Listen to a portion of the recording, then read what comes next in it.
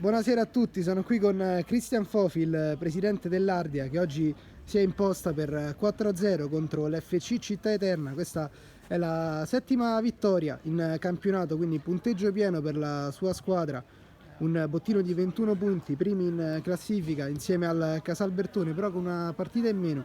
E quindi le chiedo cosa ci aspetterà dal resto della stagione. Magari l'obiettivo è proprio quello di arrivare primi in classifica per salire in promozione in Serie C1?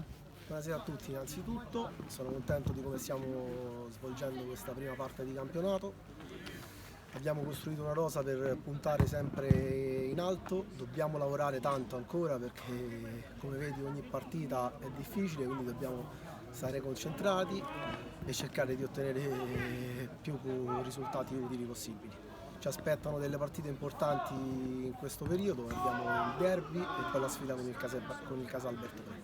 Vediamo come andranno le prossime partite, sono molto fiducioso perché stiamo lavorando bene.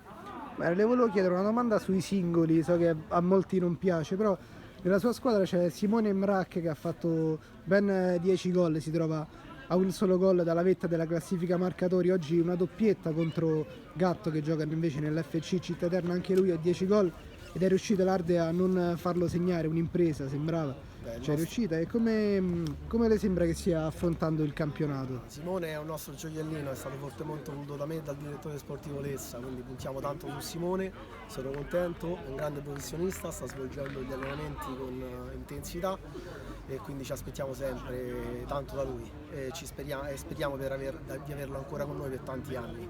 Oggi Gatto non ha segnato perché abbiamo avuto il Super Mugnaini a cui faccio i complimenti, ha fatto una grande partita e una bella partita. Anche lui deve lavorare molto perché può crescere ancora, quindi siamo fiduciosi, speriamo bene per le prossime partite. Benissimo, allora complimenti per la vittoria e per il campionato. Grazie, Alla prossima giornata. non solo a tutti, grazie, buona serata. Arrivederci.